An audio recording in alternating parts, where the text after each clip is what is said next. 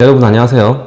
보험의 보상과 배상에 대해서 쉽게 설명해주는 손해상사 김상사입니다. 오늘도 만나뵙게 되어 반갑습니다. 한창 선거로 떠들썩한데 오늘이 세월호 6주기가 된 날입니다. 그래서 오늘은 세월호 관련된 컨텐츠를 준비해봤습니다. 저 역시 6년 전 오늘 뉴스로 통해서 방영된 당시의 참상이 여전히 눈에 아른거리네요. 여전히 우리 국민들에게 상처로 남아있는 것 같습니다. 저는 작년에 팽목항에 다녀왔는데요.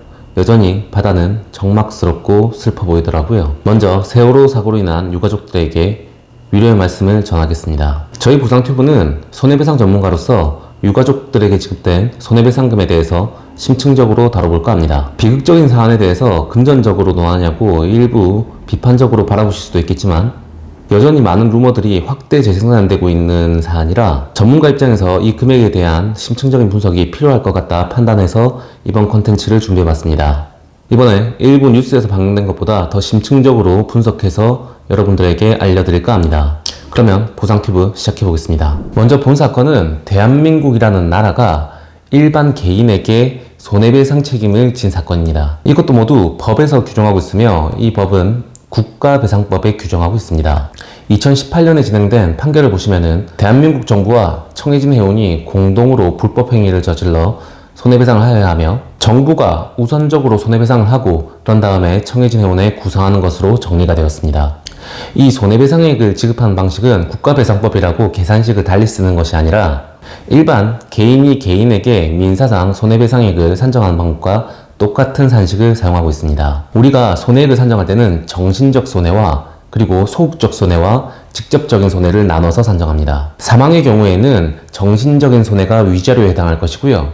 그리고 소극적인 손해는 일시수익에 해당합니다. 그리고 직접적인 손해는 장례비에 해당하고요. 그러면 우리는 2014년으로 돌아가 이 손해액을 깊이 있게 한번 계산해 보도록 합시다. 첫 번째는 위자료입니다. 현재까지도 위자료 기준은 서울지방법원 기준을 사용하고 있으며 그 손해액은 사망 시 1억 원을 기준으로 산정됩니다. 여기에 대해서는 제가 나중에 좀 더 깊이 있게 다룰 건데 일단은 1억 원 기준으로 산정하도록 합시다. 두 번째는 일시수익입니다. 이 일시수익은 소극적 손해 일종으로 그 사람이 사망을 한 경우 사망한 때부터 그리고 정년이 될 때까지 그때까지 벌어들일 수익을 산정한 거예요. 다만 우리 법원에서는 생계비 공제라고 해서 3분의 1을 이 사람이 일반적으로 일을 하더라도 생계비로 사용한다는 이유로 공제를 하고 손해배상합니다. 만약 학생들과 같이 따로 직업이 없는 경우에는 도시일용임금이라는 걸 적용하는데 이는 건설직 종사자들의 일반 보통인부의 임금을 사용하게 됩니다. 사고가 난 당시인 2014년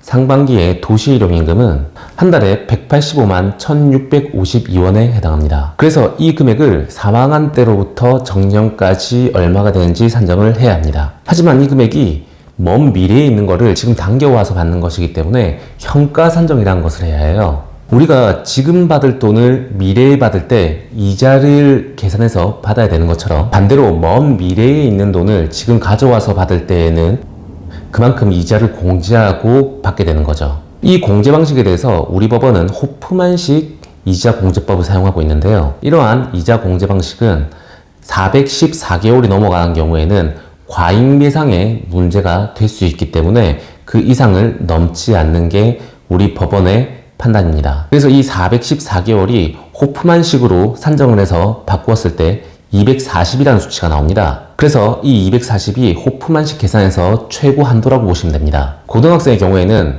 대부분 이 240 개수가 적용된다고 보시면 됩니다. 자, 그러면 계산해보죠. 185만 1652원 곱하기 호프만 최대 개수인 240 곱하기 생계비 공제를 3분의 2로 하면 2억 9,626만 4,320원이 나옵니다.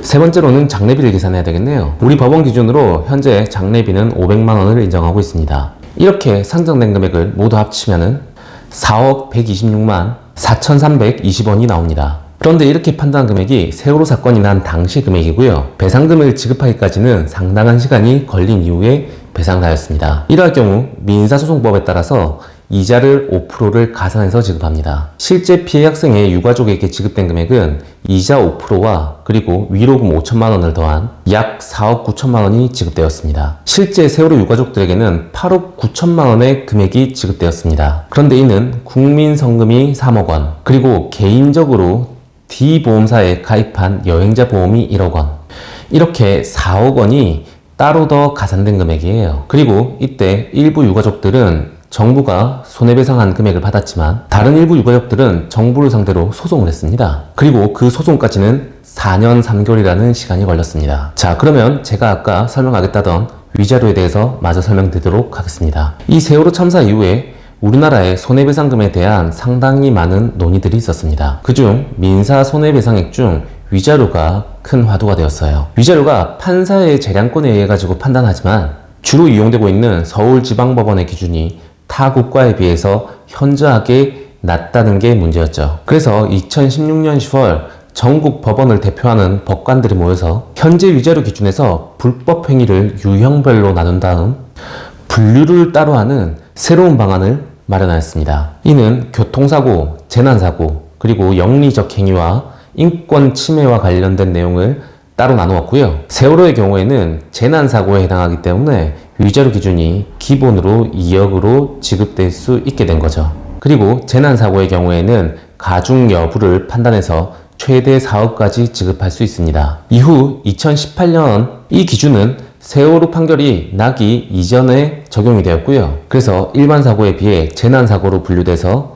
위자료 기준이 증액된 겁니다. 이후 2018년 7월에 있었던 판결은 기준이 적용되어 학생 한 명당 2억을 기준으로 산정했고요. 그 외에 별도로 학생들의 가족들에게도 별도의 위자료를 책정했습니다. 배우자는 8천, 친부모는 4천, 그리고 자녀의 경우에는 2천만 원, 형제 자매의 경우에는 각각 1천만 원씩 위자료를 책정했습니다. 그래서 기존의 4억 9천만 원에서 위자료가 가족에 따라 별도로 1억 이상 지급되기 때문에 배상 금액이 6억 원 내외로 판결이 된 거예요. 재난사고의 경우에는 최대 위자료가 4억까지 책정되는데 이때 판결문을 보시면 국민성금 등의 금액을 감안해서 감산해서 적용하였습니다. 마지막으로 세월호 유족이 정부의 수혜를 받아 세금으로 국가적으로 보상을 받았다는 말은 맞지 않습니다. 이는 해경이 긴급 구조에 대한 잘못을 했기 때문에 불법에 따른 손해배상이 발생한 거예요. 그래서 대한민국 정부는 세월호 유족에게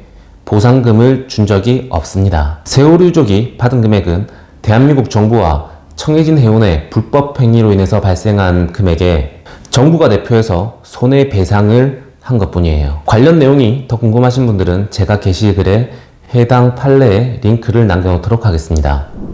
오늘이 벌써 세월호 6주기네요. 저도 당시에 고객분을 만나러 병원 로비에 앉아 있었는데 병원 내 TV로 방영되던 당시의 비극적인 상황이 여전히 아른거립니다. 풍광은 오늘도 지난 슬픔의 자취 속에서 파도가 일렁이고 있겠네요. 유가족분들에게 깊은 애도를 전합니다.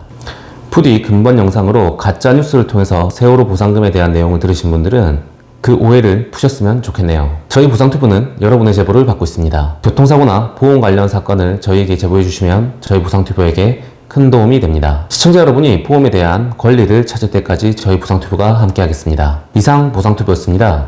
저희 보상튜브를 좋아요, 구독, 댓글 알람으로 응원해주세요. 또 더 유익한 정보로 찾아오도록 하겠습니다.